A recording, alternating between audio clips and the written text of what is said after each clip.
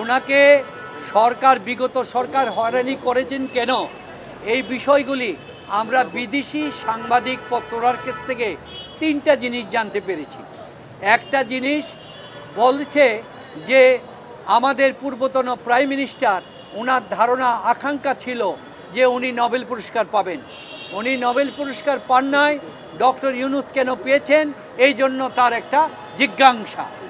আর দ্বিতীয়টি হচ্ছে ওনার প্রশ্ন ছিল ওনার বাবা বঙ্গবন্ধু শেখ মুজিবুর রহমানের চাইতে ডক্টর ইউনূসের নাম সারা পৃথিবীতে পরিচিতি এত ব্যাপক হবে কিনা। কিন্তু এখানে তাকে যারা এই কথাটি বলেছে তার উপদেষ্টারা, তারা ভুল বলেছে।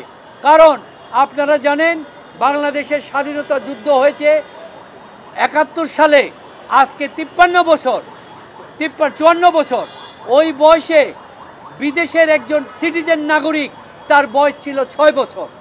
সেই 6 বয়সের ব্যক্তি যার আজকের বয়স হচ্ছে 60 বছর, তিনি তো বঙ্গবন্ধু বাংলাদেশের স্বাধীনতা সম্পর্কে জানেন না।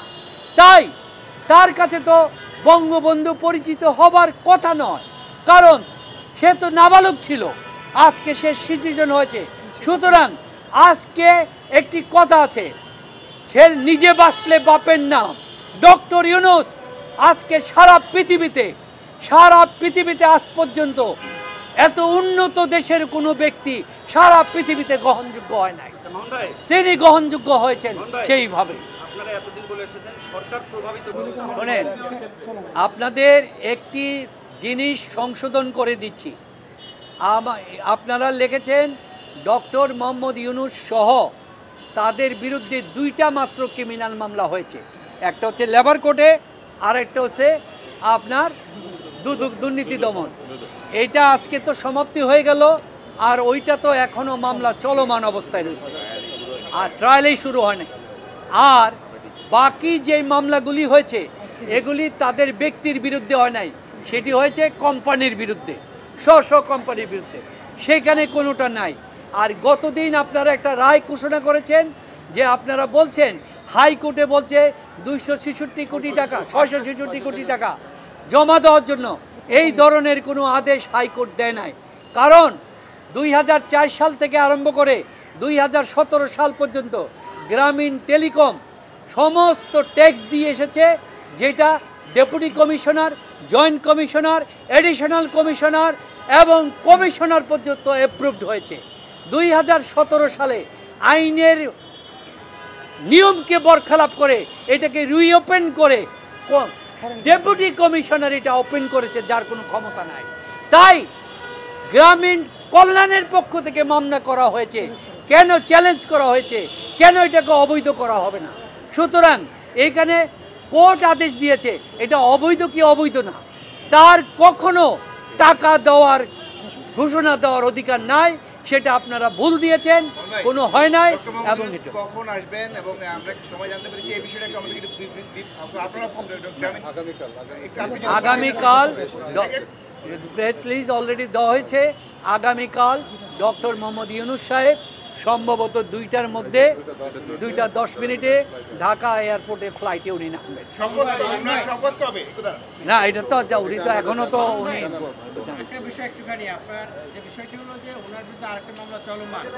যারা ডাইরেক্টর গ্রামীণ টেলিকম তাদের বিরুদ্ধে সম আইনের 4-এর 7 এবং 8 অর্থাৎ শ্রমিকদের চাকরি স্থায়ীকরণ করা হয় নাই, এবং 117 যে তাদের বাৎসরিক অর্জিত ছুটি প্রদান করা হয় নাই, এবং 234 যে তাদের মোট মুনাফার 5% লভ্যাংশ দেওয়া হয় নাই। এই অপরাধী সাব্যস্ত করে তাদের বিরুদ্ধে লেবার কোর্টে বিএলএ 228/2021 নামক একটি মামলা দায়ের করে 303-এর এবং 307 ধারায় লেবার আইনে শাস্তির জন্য আবেদন করেছে। এই আবেদন করার পর বিজ্ঞ আদালতের কাছে আমরা মামলাটি প্রত্যাহার করার জন্য, অব্যাহতি দেওয়ার জন্য আবেদন করেছিলাম। ওইটাকে বাতিল করে লেবার কোর্ট তাদের বিরুদ্ধে অভিযোগ গঠন করে। অভিযোগ গঠন করার পর সাক্ষীদেরকে শুনানি করে তারা এই মামলায় তখন অভিযোগ গঠন করে, অভিযোগ গঠন করার পরে 4 জন সাক্ষী দিয়েছে। এই মামলায় আমরা যে জিনিসটা তুলে ধরেছি, যে মামলাটা করা হয়েছে 9/9/2007 21 ইংরেজি তারিখে, কিন্তু এই তারিখে মামলা করার 5 দিন পর আমরা পরবর্তীতে 2 বছর পরে এসে জানতে পারলাম বাদী মারা গেছে। কিন্তু বাদী ওই মামলা দায়ের করার পর তিনি বা তার পক্ষে কাউকে নিযুক্ত করে বাদী করা হয় নাই এবং কাউকেই সেখানে ইয়ে করা হয় নাই, পক্ষভুক্ত করা হয় নাই। তো ফৌজদারি কার্যবিধির 247 ধারা অনুযায়ী বাদী যদি অনুপস্থিত থাকে তাহলে মামলা থেকে খারিজ করে আসামিকে অব্যাহতি দিতে হবে। এইটা হচ্ছে আইনের সুস্পষ্ট বিধান। কিন্তু তাকে না দিয়ে 2 বছর পর্যন্ত প্রফেসর ডক্টর মোহাম্মদ ইউনূস এবং তাদেরকে ড্রেগিং করে এই মামলায় তাদেরকে এগিয়ে আনে তাদেরকে করা হলো। তারপরে আমরা এইটার বিরুদ্ধে আপিল, তারপরে রায় দেওয়ার পরে তেনারা আমাদের বিরুদ্ধে অভিযোগ করে রায় দিলেন 6 মাসের কারাদণ্ড, নিম্ন আদালত 6 মাসের কারাদণ্ড, 5,000 টাকা জরিমানা এবং 307 ধারায় 25,000 টাকা জরিমানা করলেন। অথচ শ্রম আদালত 303 ধারায় যেই আমাদের আসামিদেরকে দণ্ড দিলেন 6 মাসে, এই অপরাধটা হচ্ছে কোনো নথিপত্র যদি রক্ষণ না করে, তলব করলে যদি প্রেরিত না করে, গাফলতি করে, তাহলে তার শাস্তি। কিন্তু এই ধরনের কোনো অভিযোগ আমাদের বিরুদ্ধে আনা হয় নাই। বিনা অভিযোগে এইখানে প্রলব্ধিত হয়ে নিম্ন আদালত অন্যায়ভাবে আইনের ভুল ব্যাখ্যা করে ফরমাসি রায় দিয়ে তাদেরকে 6 মাসের কারাদণ্ড, সর্বোচ্চ কারাদণ্ড এবং 30,000 টাকা জরিমানা করেছে। আর রায়ে আমি বলতেছি একটু ক্লিয়ার বলে, আমরা পরবর্তীতে এই বিরুদ্ধে রায়ের বিরুদ্ধে 28/1/2024 ইংরেজি তারিখে রায় করি, আপিল করি। আপিলটির নিয়ম হচ্ছে 2 মাসের ভিতরে শুনানি শেষ করতে হবে। কিন্তু আমাদের প্রতিপক্ষ হাইকোর্টে চলে গিয়েছিল। হাইকোর্ট তখন আবার কোর্টকে নির্দেশ দিয়েছে যে অতি দ্রুত মামলাটি সমাপ্তি করো। তারপরে তারা যখন রায় দিল, আমরা এই কোর্টকে বললাম আমরা হাইকোর্টের রায়ের বিরুদ্ধে আমরা কোনো উচ্চ আদালতে আপিলে যাব না, লিপ্ট আপিল করব না। কিন্তু শ্রম আইন অনুযায়ী 60 দিনের ভিতরে মামলা নিষ্পত্তি করার কথা এবং হাইকোর্টের আদেশ অনুযায়ী অতি দ্রুত মামলা নিষ্পত্তি করার কথা। কিন্তু আজকে 8 মাস হয়ে গেল মামলা নিষ্পত্তি করা হয় নাই। 8 তারিখে আমরা 1 তারিখে এসে আমরা 1/8/2024 তারিখে এই কোর্টে আমরা 2 পক্ষ যৌথ আবেদন দিলাম, কলকারখানা পরিদর্শন অধিদপ্তর এবং আমরা, যে এই মামলাটির আপিলটি মেরিটের মাধ্যমে মেরিট শুনানি করে দ্রুত নিষ্পত্তি করা হোক।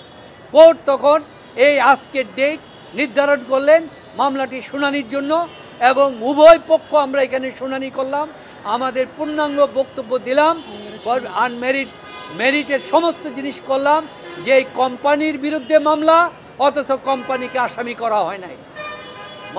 তারপরে 10 জন কোম্পানির 13 জন ডাইরেক্টর, 13 জনকে আসামি না করে 4 জনকে ডক্টর ইউনূস তাদেরকে আসামি করা হয়েছে। অথচ আইন অনুযায়ী কোম্পানিকে আসামি করা বাধ্যতামূলক, কারণ সে হচ্ছে শ্রম অধিদপ্তরের সাথে রেজিস্টার্ড, কোনো ব্যক্তি রেজিস্টার্ড না। তারপরে 4/8 বলা হয়েছে যে 6 মাসের পার হয়ে গেলে অটোমেটিক্যালি সে পার্মানেন্ট। তারপরে 117-তে বলা হয়েছে অর্জিত, 17-এর সাথে বলা হচ্ছে অর্জিত ছুটি না দিলে এটা তার অর্জিত ছুটির সাথে যুক্ত হবে। এবং 234-এ বলা হয়েছে, 36-এ বলা হয়েছে 34-এর আদেশ যদি পালন করা 5% না দেওয়া হয় তাহলে সরকার একটা টাইম নির্ধারণ করে দিবেন, ওই টাইমে দিতে হবে। 2-তে বলা হচ্ছে টাইমের মধ্যে না দিলে 1 লক্ষ টাকা জরিমানা প্রতিদিনের জন্য 5,000 টাকা জরিমানা। এরপরে বলছে যদি না দেওয়া হয় এটা পাবলিক ডিমান্ড অ্যাক্ট অনুযায়ী রিকভারি হবে। তারপরে বলল সরকারের কাছে আপিল করা যাবে, সরকারের সিদ্ধান্ত চূড়ান্ত হবে। কিন্তু কোনো রকম 236 ধারা অনুযায়ী আমাদের কোনো প্রসিডিওর ফলো করা হয় নাই, এবং এই অপরাধগুলি কোনো অপরাধ না, এগুলি অল আর সিভিল লাইবিলিটিস। কারণ শ্রম আদালতের 3টি যারা আছে, যে একটা হচ্ছে অ্যাডমিনিস্ট্রেটিভ, আরেকটা সিভিল। তো সিভিল মামলা হচ্ছে উৎপত্তি হয়েছে 283 ধারা থেকে, আর এই মামলাটি হচ্ছে 4-7, 4-8, 117 এবং 234। এগুলি ক্রিমিনাল অপরাধের মধ্যে চ্যাপ্টারে পড়ে না, অথচ এগুলিকে ক্রিমিনাল অপরাধ হিসাবে বর্ণনা করেছে, যেই জন্য জাতিসংঘ এগুলিকে পর্যবেক্ষণ করে বলেছে ন্যায়বিচারের সাথে প্রতারণা। তো সুতরাং আজকে কোর্ট এই সমস্ত জিনিস শুনানি করে বিবেচনা করে আজকে এই আপিলটিকে চূড়ান্তভাবে গৃহীত করেছে, মঞ্জুর করেছেন, এবং চার্জের থেকে আসামিদেরকে খালাস দিয়েছেন এবং অব্যাহতি দিয়ে হ্যাঁ যে আসামি যে 4 জন, ডক্টর মোহাম্মদ ইউনুস, তারপরে হচ্ছে আশরাফুল হাসান, নূরজাহান বেগম এবং মোহাম্মদ শাহজাহান, তারা হচ্ছে চেয়ারম্যান এবং ডাইরেক্টর গ্রামীণ টেলিকম। অর্থদণ্ড সহ যা আছে এই মামলা সমস্ত জিনিস এই মামলায় বাতিল ঘোষণা করা। আমরা অবশ্যই রায় সন্তুষ্ট, কারণ যেখানে আইনের শাসন প্রতিষ্ঠিত হয়েছে আর যেখানে জাতিসংঘ বলেছে ন্যায় বিচারের সাথে প্রতারণা, এই জিনিসটার আজকে সমাধান করে বাংলাদেশের জুডিশিয়ারির মান, ইজ্জত, সম্মান আজকে বিশ্বের সামনে ধরে তোলা হলো, তাই আমরা সন্তুষ্ট। আজকে বাদী শুনেন, আমার কথা শুনেন, এটা তো বাদী পক্ষ তার আইনজীবীকে নিয়োগ অব্যাহত রেখেছে কি না রেখেছে তা তো আমরা জানি না। প্রশ্ন হচ্ছে আমি যদি আজকে এখানে না থাকি, নিয়ম হচ্ছে ইন পার্সন সে করতে পারে। সুতরাং বাদী পক্ষ সরকারি প্রতিষ্ঠান, কলকারখানা অধিদপ্তর, তারা যৌথ পিটিশন দিয়েছে আমাদের সাথে এবং উপস্থিত থেকে আর্গুমেন্ট করেছে। আর্গুমেন্ট করার পর কোর্ট সন্তুষ্ট হয়ে রায় দিয়েছে।